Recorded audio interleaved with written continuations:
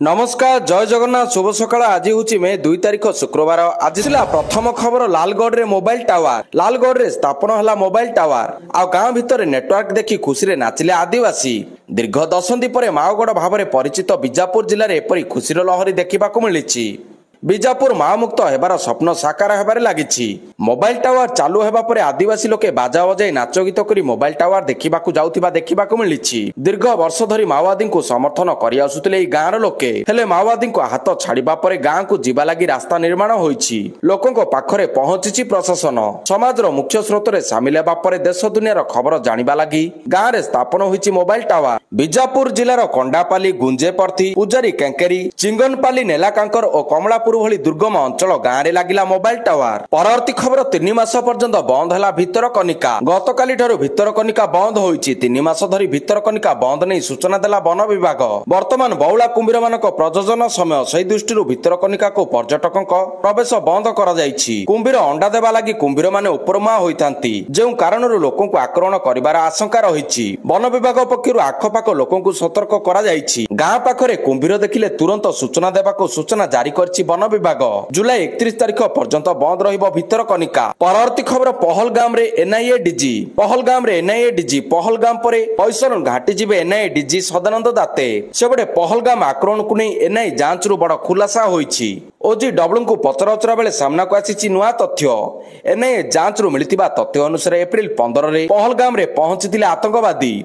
हमलार 2 दिन पूर्व आतंकवादी बयसरन घाटी रे पहुंचिथिले। 3टी स्थान रे रेकी करथिले आतंकवादी। बयसरन घाटी छडा अन्य 3टी स्थान बैताब, आरु एवं एमरोजेंट पार्क रे रेकी करथिले। यासो 3टी सैटेलाइट फोन व्यवहार करथिबा एनआईए जांच रु सूचना मिलिछि। सेबडे एनआईए 100टी स्थान रे चढ़ाऊ करछि। सेबडे बढ़िला पाकिस्तानी को भारत छाड़िबा समय गृह मंत्रालय नुआ निर्देशनामा जारी करछि। परवर्ती खबर बदलिला नियम। एटीएम रे टंका उठाइबा हला महंगा। मे 1 तारिख रु बदली जाइछि एटीएम ट्रांजैक्शन नियम। एटीएम रो एनिकी टंका उठाइबा महंगा हेबो। अर्थात फ्री लिमिट रु अधिक थर टंका उठाइले बैंक को टंका देबाकू पड़िबो। Reserve Bank of India bank को फ्री लिमिट पर एटीएम सेवा चार्ज बढ़ाइबाकू अनुमति देइछि। नुआ गाइडलाइन अनुसार ग्राहक प्रति मासरे एक निश्चित संख्यक ट्रांजैक्शन करि परिबे, अर्थात टंका उठाई परिबे। मेट्रो सहर गुड़िकरे फ्री ट्रांजैक्शन 3 थर रहिबा बेले सहरांचल रे 5 थर फ्री रे टंका उठाई परिबे। तेबे बड़ कथा होछि फ्री ट्रांजैक्शन रे फाइनेंशियल और नॉन फाइनेंशियल एक्टिविटीज शामिल रहिछि। यहाँ पर जदि आपण एटीएम रु टंका उठांती तेबे आपण को एटीएम रे खर्च बाबद को टंका गणिबाकू पड़िबो। परवर्ती खबर ओडिशा सीमा रे कड़ा चेकिंग। अनुप्रवेशकारी को रोकिबा पई ओडिशा पश्चिमबंग सीमा रे चालिछि कड़ा चेकिंग। ओडिशा भीतर को पश्चिमबंग रु आसुतिबा गाड़ी मोटर सहित लोकों को कागज पत्र जांच करुछि पुलिस। बालेश्वर एसपी को निर्देश क्रमे तालसारी सामुद्रिक पुलिस पक्षरु कड़ाकड़ी जांच चालिछि। परवर्ती खबर भारतीय सेना और वायुसेनार अदल बदल 3 जन वरिष्ठ अधिकारी को दियागला नुआ दायित्व। भारतीय प्रतिरक्षा रे गुरुवार 3टी बड़ परिवर्तन देखिबाकू मिलिछि। वायुसेना और सेना अधिकारी माने गुरुत्वपूर्ण पदवीर दायित्व ग्रहण करछंती। एई परिवर्तन रे एयर मार्शल जितेंद्र सिंह वायुसेना प्रशिक्षण कमांडर दायित्व ग्रहण करथिबा बेले एयर मार्शल आशुतोष दीक्षित को इंटीग्रेटेड डिफेंस स्टाफ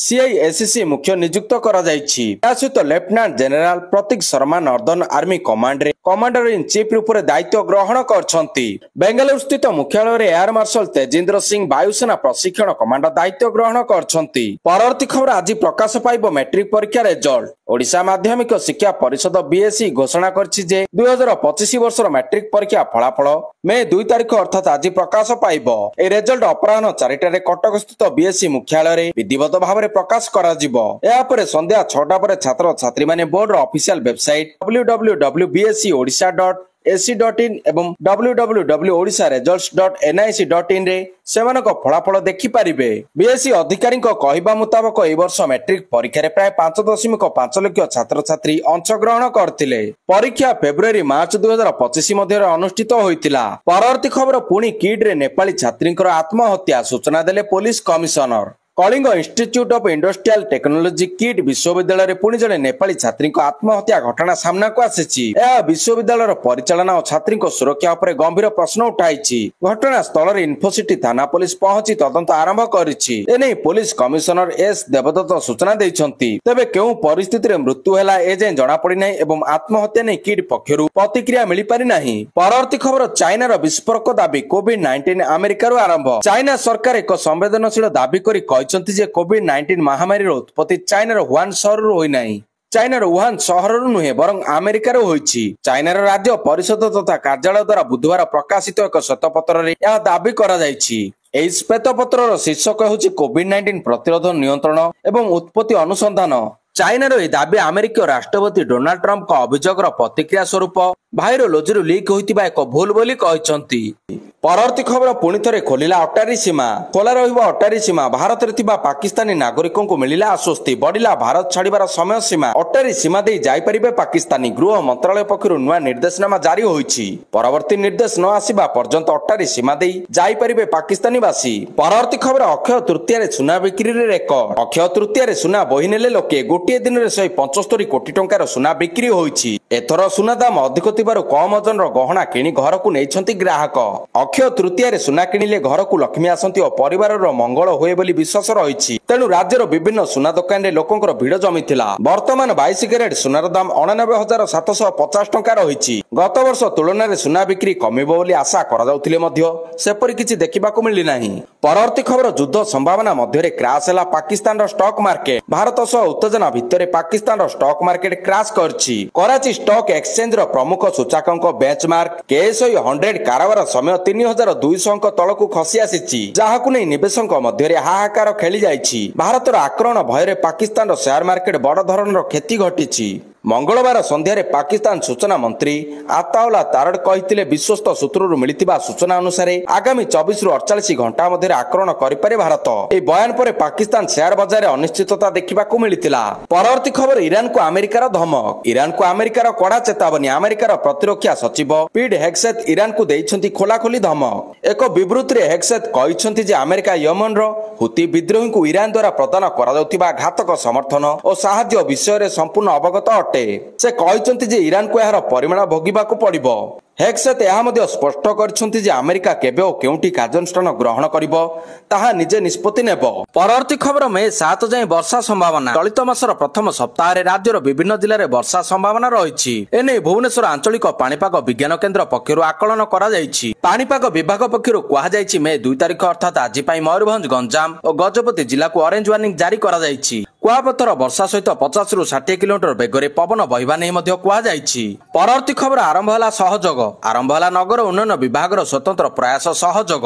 ସହରାଞ୍ଚଳରେ ରହୁଥିବା ଗରିବ ଲୋକଙ୍କ ହାତ ପାହାନ୍ତରେ ବିଭିନ୍ନ ଯୋଜନାର ଫାଇଦା ପହଞ୍ଚାଇବା ଲାଗି କାମ କରିବ ସହଯୋଗ। ପ୍ରାରମ୍ଭିକ ଭାବରେ ଏଥିରେ ପ୍ରଧାନମନ୍ତ୍ରୀ Awas Yojana, ration card, Ayushman card, ଭିନ୍ନକ୍ଷମ ପରିଚୟ ପତ୍ର, ସୁଭଦ୍ରା ଶ୍ରମ କାର୍ଡ, ମଧୁବାବୁ ପେନସନ, ସୁକନ୍ୟା ସମୃଦ୍ଧି ଭଳି 13ଟି ଯୋଜନାକୁ ସାମିଲ କରାଯାଇଛି। ଆଗାମୀ ଦିନରେ ଏଥିରେ ଆହୁରି ଅନେକ ଯୋଜନା ସାମିଲ କରାଯିବ। ଟାଟା ଫାଉଣ୍ଡେସନ ଟ୍ରଷ୍ଟ ସହଯୋଗରେ ବିଭିନ୍ନ ପୌରାଞ୍ଚଳରେ ଥିବା ଫ୍ରଣ୍ଟଲାଇନ ୱାର୍କରମାନେ ଏନେଇ ସର୍ଭେ କରିବା ସହ ବିଭିନ୍ନ ଯୋଜନାକୁ ଯୋଗ୍ୟ ହିତାଧିକାରୀଙ୍କ ପାଖରେ ପହଞ୍ଚାଇବା ଦିଗରେ କାମ କରିବେ।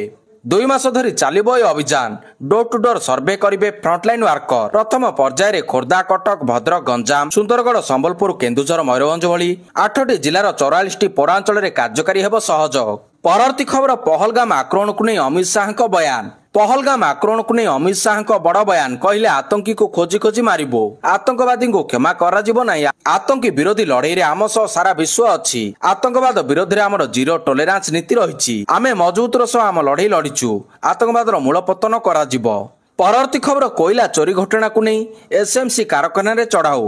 ସୁନ୍ଦରଗଡ଼ କୋଇଲା ଚୋରି ଘଟଣାରେ ଝାରସୁଗୁଡ଼ାରେ ଚଢ଼ାଉ। ଜିଲ୍ଲାପାଳଙ୍କ ନିର୍ଦ୍ଦେଶ ପରେ ଝାରସୁଗୁଡ଼ାରେ ପହଞ୍ଚି 4 ଜଣିଆ ଟିମ୍ ତଦନ୍ତ କରୁଛି। ବଡ଼ମାଳ ସ୍ଥିତ SMC କାରଖାନାରେ ଚଢ଼ାଉ କରି ଯାଞ୍ଚ ପ୍ରକ୍ରିୟା ଆରମ୍ଭ କରାଯାଇଛି। କୋଇଲା ଷ୍ଟକର ଯାଞ୍ଚ କରିଛି ଟିମ୍। ଜିଲ୍ଲା ଖଣି ଅଧିକାରୀଙ୍କ ନେତୃତ୍ୱରେ ତଦନ୍ତ ପାଇଁ ଟିମ୍ ଗଠନ ହୋଇଛି। ତେବେ ଏହି ଟିମ୍ରେ ଜିଲ୍ଲା ପ୍ରଦୂଷଣ ଅଧିକାରୀ, ତହସିଲଦାର ଓ ପୋଲିସ ଉପସ୍ଥିତ ଅଛନ୍ତି। ପରବର୍ତ୍ତୀ ଖବର ଜାତିଗତ ଜନଗଣନା କେମିତି ରାହୁଲ ଗାନ୍ଧୀ ବନିଲେ ପୋଷ୍ଟର ବୟ, କଟାକ୍ଷ କରିଲା ବିଜେପି। କଟାକ୍ଷ କରିଲା ବିଜେପି। କେନ୍ଦ୍ର ସରକାର ଜାତିଗତ ଜନଗଣନା ଘୋଷଣାର ଗୋଟିଏ ଦିନ ପରେ ଏହାକୁ ନେଇ ସରଗରମ ହୋଇଛି ରାଜନୀତି। ସରକାର ଏବଂ ବିରୋଧୀ ଦଳ ଏହି ଐତିହାସିକ କାର୍ଯ୍ୟର ମାଲିକାନା ଦାବି କରିବା ସହିତ ଏହାର ଶ୍ରେୟ କାହାକୁ ଯିବ ତାକୁ ନେଇ ଲଢ଼େଇ ଜୋରଦାର ଜାରି ରଖିଛନ୍ତି। କଂଗ୍ରେସ ତାର ଦିଲ୍ଲୀ ମୁଖ୍ୟାଳୟ ବାହାରେ ଏକ ପୋଷ୍ଟର ଲଗାଇ ଯେଉଁଥିରେ ଜାତିଗତ ଜନଗଣନାକୁ ନେଇ କେନ୍ଦ୍ର ସରକାରଙ୍କ ନିଷ୍ପତ୍ତିକୁ ରାହୁଲ ଗାନ୍ଧୀ ସ୍ୱାଗତ କରିଛନ୍ତି। ଏଥିସହିତ ଲେଖା ହୋଇଛି ଯେ, କହିଥିଲି ନା ମୋଦିଙ୍କୁ ଜାତିଭିତ୍ତିକ ଜନଗଣନା କରାଇବାକୁ ହିଁ ପଡ଼ିବ। ଏଥିସହିତ ଦୁନିଆ ନଇପାରେ, କେବଳ ନୁଆଇଲା ବାଲା ଦରକାର ବୋଲି ଏଥିରେ ଉଲ୍ଲେଖ ରହିଛି। ପରବର୍ତ୍ତୀ ଖବର ଆକ୍ରମଣର ସ୍ଥାନ ଭାରତ ସ୍ଥିର କରିବ କିନ୍ତୁ ଏହା କେଉଁଠାରେ ଶେଷ ହେବ ତାହା ଆମେ ସ୍ଥିର କରିବୁ କହିଲା ପାକିସ୍ତାନ। ପହଲଗାମରେ ଏପ୍ରିଲ 22ରେ ଘଟିଥିବା ଆତଙ୍କବାଦୀ ଆକ୍ରମଣ ପରେ ଭାରତ ଏବଂ ପାକିସ୍ତାନ ମଧ୍ୟରେ ଥିବା ତିକ୍ତ ସମ୍ପର୍କରେ ଆହୁରି ତିକ୍ତତା ଭରି ଯାଇଛି। ଉତ୍ତେଜନା ବଢିବା ସହିତ ଭାରତ ପାକିସ୍ତାନ ବିରୋଧରେ ଅନେକ କଠୋର ପଦକ୍ଷେପ ନେଇଛି। ଏହି ସମୟରେ ପାକିସ୍ତାନ ସେନା ମୁଖପାତ୍ର ଲେଫ୍ଟନାଣ୍ଟ ଜେନେରାଲ ଅହମ୍ମଦ ଶରୀଫ ଚୌଧୁରୀ ଭାରତକୁ ଚେତାବନୀ ଦେଇଛନ୍ତି। ପାକିସ୍ତାନର ସେନା ମୁଖପାତ୍ର ଲେଫ୍ଟନାଣ୍ଟ ଜେନେରାଲ ଅହମ୍ମଦ ଶରୀଫ ଚୌଧୁରୀ ବୁଧବାର ଭାରତକୁ ଚେତାବନୀ ଦେଇ କହିଛନ୍ତି ଯଦି ଭାରତ ଆକ୍ରମଣ କରେ ତେବେ ଏହାର କଡ଼ା ଏବଂ ସୁନିଶ୍ଚିତ ଜବାବ ଦିଆଯିବ। ଆକ୍ରମଣର ସ୍ଥାନ ଭାରତ ସ୍ଥିର କରିବ କିନ୍ତୁ ଏହା କେଉଁଠାରେ ଶେଷ ହେବ ତାହା ଆମେ ସ୍ଥିର କରିବୁ। ପରବର୍ତ୍ତୀ ଖବର କଟକ ବଡ଼ ମେଡିକାଲ ଯାଏଁ ଗଡ଼ିବ ମେଟ୍ରୋ। ରାଜ୍ୟରେ ଗଡ଼ିବ ମେଟ୍ରୋ। ରାଜ୍ୟରେ ମେଟ୍ରୋ ଗଡ଼ିବା ନେଇ ପ୍ରସ୍ତୁତି ଆରମ୍ଭ ହୋଇଥିବା ବେଳେ ଏହାକୁ ନେଇ ବଡ଼ ଅପଡେଟ୍ ଦେଇଛନ୍ତି ଗୃହ ନିର୍ମାଣ ଓ ନଗର ଉନ୍ନୟନ ମନ୍ତ୍ରୀ କୃଷ୍ଣଚନ୍ଦ୍ର ମହାପାତ୍ର। ଏଣିକି କେବଳ ତ୍ରିଶୁଳିଆ ନୁହେଁ କଟକ ବଡ଼ ମେଡିକାଲ ଯାଏଁ ସମ୍ପ୍ରସାରଣ ହେବ ମେଟ୍ରୋ ପ୍ରକଳ୍ପ। ଭୁବନେଶ୍ୱର ବିମାନ ବନ୍ଦରରୁ ତ୍ରିଶୁଳିଆ ପରିବର୍ତ୍ତେ କଟକ ବଡ଼ ମେଡିକାଲ ଯାଏଁ ସମ୍ପ୍ରସାରଣ ହେବ ବୋଲି ସୂଚନା ଦେଇଛନ୍ତି ମନ୍ତ୍ରୀ। ମନ୍ତ୍ରୀଙ୍କ କହିବା ଅନୁଯାୟୀ କଟକ ବସଷ୍ଟାଣ୍ଡ ଓ କଟକ ବଡ଼ ମେଡିକାଲ ପର୍ଯ୍ୟନ୍ତ ମେଟ୍ରୋ ପ୍ରକଳ୍ପ ସମ୍ପ୍ରସାରଣ ହେବ। ପରବର୍ତ୍ତୀ ଖବର ଭାରତୀୟ ଓଟିଟି କଣ୍ଟେଣ୍ଟରେ ରହିଛି ଅସୀମ ପରିସର। ପ୍ରତ୍ୟେକ କୋଣରେ ଅଛନ୍ତି ପ୍ରତିଭାଧାରୀ। ୱେବ୍ସ କେବଳ ଏକ ଶବ୍ଦ ନୁହେଁ ଏହା ତରଙ୍ଗ ସଂସ୍କୃତି ସୃଜନଶୀଳତା ଏବଂ ସାର୍ବଜନୀନ ସଂଯୋଗର ଏହି ଲହଡ଼ି। ଏହି ଢେଉ ଉପରେ ସିନେମା ସଙ୍ଗୀତ ନବସୃଜନ ଏବଂ କାହାଣୀ ରଚନା ହେଉଛି। ଜାତୀୟ ସିନେମା ସାରା ବିଶ୍ୱରେ ପ୍ରତିଧ୍ୱନିତ ହେଉଛି। ଆମକୁ ସମସ୍ତଙ୍କ ହୃଦୟ ଜିତିବାକୁ ପଡ଼ିବ। ବିକଶିତ ଭାରତ ଆଡ଼କୁ ଆମର ଯାତ୍ରା ଏବେ ଆରମ୍ଭ ହୋଇଛି। ସଙ୍ଗୀତ ଆମ ପାଇଁ ଏକ ସାଧନା। ଭାରତର ପ୍ରତ୍ୟେକ କୋଣର ପ୍ରତିଭା ଅଛନ୍ତି। ୱେବ୍ ସମ୍ମିଳନୀରେ ଯୋଗଦେଇ ଏହା କହିଛନ୍ତି ପ୍ରଧାନମନ୍ତ୍ରୀ ନରେନ୍ଦ୍ର ମୋଦି। ପରବର୍ତ୍ତୀ ଖବର ପହଲଗାମ ହମଲା ଶୁଣାଣିକୁ ପ୍ରତ୍ୟାଖ୍ୟାନ। ପହଲଗାମ ଆତଙ୍କବାଦୀ ଆକ୍ରମଣ ମାମଲାରେ ଶୁଣାଣି କରିବାକୁ ମନା କଲେ ସୁପ୍ରିମକୋର୍ଟ। ଏହା ସହ ଆବେଦନକାରୀଙ୍କୁ କଡ଼ା ଭର୍ତ୍ସନା କରିଛନ୍ତି ସର୍ବୋଚ୍ଚ ନ୍ୟାୟାଳୟ। ସୁପ୍ରିମକୋର୍ଟ କହିଛନ୍ତି ଏପରି ପଦକ୍ଷେପ ସେନାର ମନୋବଳକୁ ଦୁର୍ବଳ କରିବ। ଆବେଦନକାରୀଙ୍କୁ କାଠଗଡ଼ାରେ ଆଣି ସୁପ୍ରିମକୋର୍ଟ କହିଛନ୍ତି ଯେ ଏପରି ଆବେଦନ ଦାଖଲ କରିବା ପୂର୍ବରୁ ଏହି ପ୍ରସଙ୍ଗର ସମ୍ବେଦନଶୀଳତା ଉପରେ ବିଚାର କରାଯିବା ଦରକାର ଥିଲା। ସେ ଆହୁରି କହିଛନ୍ତି ସାରା ଦେଶବାସୀ ଆତଙ୍କବାଦୀ ବିରୋଧରେ ଏକଜୁଟ ହୁଅନ୍ତୁ। ପରବର୍ତ୍ତୀ ଖବର ମେଡିସିନ ମୂଲ୍ୟ ବଢିବ। ପରବର୍ତ୍ତୀ ଖବର ଫାର୍ମା କମ୍ପାନୀଗୁଡ଼ିକୁ ଟାରିଫ ୱାର ଚେତାବନୀ 2 ଗୁଣା ହେବ ଔଷଧର ମୂଲ୍ୟ। ଆମେରିକାର ଔଷଧ କମ୍ପାନୀଗୁଡ଼ିକ ଉପରେ ପଡ଼ିବ ଟାରିଫ ପ୍ରହାର। ମେଡିସିନ ଉପରେ ଶୁଳ୍କ ଲଗାଇବାର ଯୋଜନା ଅଛି ବୋଲି ସ୍ପଷ୍ଟ ଭାବରେ କହିଛନ୍ତି ଆମେରିକା ରାଷ୍ଟ୍ରପତି ଡୋନାଲ୍ଡ ଟ୍ରମ୍ପ। ଏହା ଅଧୀନରେ ଆମେରିକୀୟ ବଜାରରେ ଔଷଧ ଆମଦାନୀ ଉପରେ 25% ଶୁଳ୍କ ଲାଗୁ କରାଯିବ ଯାହାଦ୍ୱାରା ଆମେରିକୀୟ ଔଷଧର ମୂଲ୍ୟ 12.9% ପର୍ଯ୍ୟନ୍ତ ବୃଦ୍ଧି ହେବ। ଏହି କାରଣରୁ ଆମେରିକୀୟ ବଜାରରେ ଔଷଧର ମୂଲ୍ୟ ବାର୍ଷିକ ପ୍ରାୟ $51 ବିଲିୟନ ବୃଦ୍ଧି ପାଇପାରେ। ପରବର୍ତ୍ତୀ ଖବର ଦିଘା ଜଗନ୍ନାଥ ମନ୍ଦିର ଏକ ପର୍ଯ୍ୟଟନ ସ୍ଥଳୀ ହୋଇପାରେ କିନ୍ତୁ ଏହାକୁ ଜଗନ୍ନାଥ ଧାମ କୁହାଯାଇ ପାରିବ ନାହିଁ ବୋଲି କହିଛନ୍ତି ବରିଷ୍ଠ ସେବାୟତ। ପଶ୍ଚିମବଙ୍ଗର ଦିଘାରେ ପବିତ୍ର ଅକ୍ଷୟ ତୃତୀୟା ତିଥିରେ ଶ୍ରୀ ଜଗନ୍ନାଥ ମନ୍ଦିର ପ୍ରତିଷ୍ଠା ନେଇ ବିବାଦ ଦେଖାଦେଇଛି। ସେଠାରେ ଜଗନ୍ନାଥ ମନ୍ଦିର ହେବା ଖୁସିର କଥା କିନ୍ତୁ ଜଗନ୍ନାଥ ଧାମ ନାମକରଣ କରିବା ଓ ବ୍ରହ୍ମ ସ୍ଥାପନ କଥାକୁ ନେଇ ପୁରୀରେ ଶ୍ରୀମନ୍ଦିର ସେବାୟତମାନେ ଏହାର ତୀବ୍ର ବିରୋଧ କରିଛନ୍ତି। କିନ୍ତୁ ଜଗନ୍ନାଥ ଧାମ ନାମକରଣ କରିବା ଓ ବ୍ରହ୍ମ ସ୍ଥାପନ କଥାକୁ ନେଇ ପୁରୀରେ ଶ୍ରୀମନ୍ଦିର ସେବାୟତମାନେ ଏହାର ତୀବ୍ର ବିରୋଧ କରିଛନ୍ତି। ଭାରତର 4 ଧାମ ମଧ୍ୟରୁ ଅନ୍ୟତମ ତଥା ଶ୍ରେଷ୍ଠ ଧାମ ହେଉଛି ଶ୍ରୀକ୍ଷେତ୍ର ବା ଜଗନ୍ନାଥ ଧାମ। ଏଠାରେ ହିଁ ଦାରୁ ବ୍ରହ୍ମ ପୂଜା ପାଉଛନ୍ତି। ପଡୋଶୀ ରାଜ୍ୟ ପଶ୍ଚିମବଙ୍ଗ ସହିତ ଓଡ଼ିଶାର ସମ୍ପର୍କ ଭଲ ରହି ଆସିଛି କିନ୍ତୁ ଏବେ ଦିଘାରେ ନୂତନ ଭାବରେ ପ୍ରତିଷ୍ଠିତ ଜଗନ୍ନାଥଙ୍କ ମନ୍ଦିରକୁ ନେଇ ବିବାଦ ଦେଖାଦେଇଛି। ପୁରୀର କିଛି ଦଇତାପତି ସେବାୟତ ପ୍ରତିଷ୍ଠା ଉତ୍ସବରେ ସାମିଲ ହେବା ଏହି ବିବାଦକୁ ବଢାଉଛି। ଜଗନ୍ନାଥ ଧାମ ନାମକରଣ ଏକ ଚକ୍ରାନ୍ତ ବୋଲି ଅଭିଯୋଗ ହୋଇଛି। ଏଥିସହ ପଥର ମୂର୍ତ୍ତି ସ୍ଥାପିତ ହୋଇପାରିବ ନାହିଁ ବୋଲି ବରିଷ୍ଠ ସେବାୟତ କହିଛନ୍ତି। ପରବର୍ତ୍ତୀ ଖବର ମେ ମାସ ପହିଲାରୁ ଏଲପିଜି ଗ୍ୟାସ୍ ସିଲିଣ୍ଡର ମୂଲ୍ୟରେ ହ୍ରାସ। ମେ ପହିଲାରୁ କମିଲା ଏଲପିଜି ସିଲିଣ୍ଡର ଦର। ରିପୋର୍ଟ ଅନୁସାରେ 19 କିଲୋଗ୍ରାମ ବାଣିଜ୍ୟିକ ଏଲପିଜି ଗ୍ୟାସ୍ ସିଲିଣ୍ଡର ମୂଲ୍ୟ ପ୍ରାୟ 17 ଟଙ୍କା ହ୍ରାସ ପାଇଛି। ଏପ୍ରିଲରେ ସମାନ ସିଲିଣ୍ଡର 1762 ଟଙ୍କାରେ ଉପଲବ୍ଧ ଥିଲା ଯେତେବେଳେ କି ମାର୍ଚ୍ଚରେ ଏହାର ମୂଲ୍ୟ 1803 ଟଙ୍କା ଥିଲା। ଏହାର ଅର୍ଥ ହେଉଛି ଗତ ଗୋଟିଏ ମାସରେ 14.5 ଟଙ୍କା ଏବଂ 2 ମାସରେ ମୋଟ 55.5 ଟଙ୍କା ହ୍ରାସ ପାଇଛି। ଏହି ହ୍ରାସ ବିଶେଷ କରି ହୋଟେଲ ରେଷ୍ଟୁରାଣ୍ଟ ଏବଂ ବାଣିଜ୍ୟିକ ବ୍ୟବହାରକାରୀମାନଙ୍କ ପାଇଁ ଏକ ଆଶ୍ୱସ୍ତିକର ଖବର। ପରବର୍ତ୍ତୀ ଖବର ୟୁକ୍ରେନ ଯୁଦ୍ଧ ମଧ୍ୟରେ ରୁଷ ଉତ୍ତର କୋରିଆ ଚୁକ୍ତି। ୟୁକ୍ରେନ ସହିତ ଚାଲିଥିବା ଭୟଙ୍କର ଯୁଦ୍ଧ ମଧ୍ୟରେ ରୁଷ ଏବଂ ଉତ୍ତର କୋରିଆ ମଧ୍ୟରେ ଏକ ବଡ଼ ଚୁକ୍ତି ସାରା ବିଶ୍ୱରେ ହଇଚଇ ସୃଷ୍ଟି କରିଛି। ରୁଷ ରାଷ୍ଟ୍ରପତି ଭ୍ଲାଦିମିର ପୁଟିନ ଏବଂ ଉତ୍ତର କୋରିଆର ଏକଛତ୍ରବାଦୀ ଶାସକ କିମ୍ ଜଙ୍ଗ ଉନ୍ ଦୁଇ ଦେଶ ମଧ୍ୟରେ ବନ୍ଧୁତା ଏବଂ ରଣନୀତିକ ସହଭାଗିତାକୁ ସୁଦୃଢ଼ କରିବା ପାଇଁ ସବୁଠାରୁ ବଡ଼ ପଦକ୍ଷେପ ନେଇଛନ୍ତି। ଏହା ଅଧୀନରେ ଉତ୍ତର କୋରିଆ ଏବଂ ରୁଷ ସେମାନଙ୍କର ପ୍ରଥମ ସଡ଼କ ସଂଯୋଗ ନିର୍ମାଣ ଆରମ୍ଭ କରିଛି। ଏହି ସୂଚନା ପ୍ରକାଶ ପାଇବା ମାତ୍ରେ ସାରା ବିଶ୍ୱରେ ଏକ ଚାଞ୍ଚଲ୍ୟ ଖେଳି ଯାଇଛି। ପରବର୍ତ୍ତୀ ଖବର ନବଦାସ ହତ୍ୟାକାଣ୍ଡରେ ଆଇଏଏସ୍ ଆଇପିଏସ୍ଙ୍କ ସମ୍ପୃକ୍ତି। ବହୁ ଚର୍ଚ୍ଚିତ ନବଦାସ ହତ୍ୟାକାଣ୍ଡ ମାମଲା ଦିନକୁ ଦିନ ନୂଆ ମୋଡ଼ ନେଉଛି। ସାନି ତଦନ୍ତ ମଧ୍ୟ ହେଉଛି ହେଲେ ଏବେ ସୁଦ୍ଧା କୌଣସି ନୂଆ ତଥ୍ୟ ଲୋକଲୋଚନକୁ ଆସିନାହିଁ।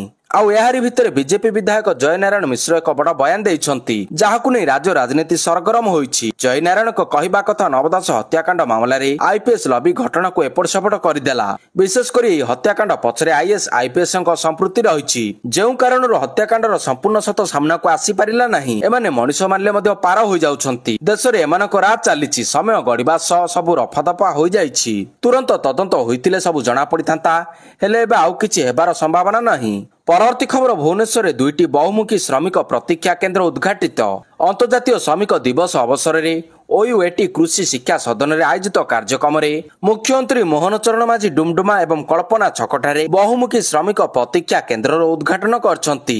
ଏହି ପ୍ରତୀକ୍ଷା କେନ୍ଦ୍ରମାନଙ୍କରେ ଶ୍ରମଜୀବୀମାନଙ୍କ ପାଇଁ ସାମୟିକ ଆଶ୍ରୟସ୍ଥଳ ସୁବିଧା ସହିତ ପାନୀୟ ଜଳ, ଶୌଚାଳୟ ଓ ପାର୍କ ଆଦିର ବ୍ୟବସ୍ଥା କରାଯାଇଛି। ଆଗାମୀ ଦିନରେ କଟକ, ରାଉରକେଲା, ସମ୍ବଲପୁର, କେନ୍ଦୁଝର, ବ୍ରହ୍ମପୁର ଭଳି ଅନ୍ୟ ସହରାଞ୍ଚଳ ଗୁଡ଼ିକରେ ଶ୍ରମିକ ପ୍ରତୀକ୍ଷା କେନ୍ଦ୍ର ନିର୍ମାଣ କରାଯିବ। ଏହି କେନ୍ଦ୍ରଗୁଡ଼ିକ ଶ୍ରମଜୀବୀମାନଙ୍କ ଗାରିମା ବୃଦ୍ଧିରେ ସହାୟକ ହୋଇପାରିବ ବୋଲି ମୁଖ୍ୟମନ୍ତ୍ରୀ କହିଛନ୍ତି।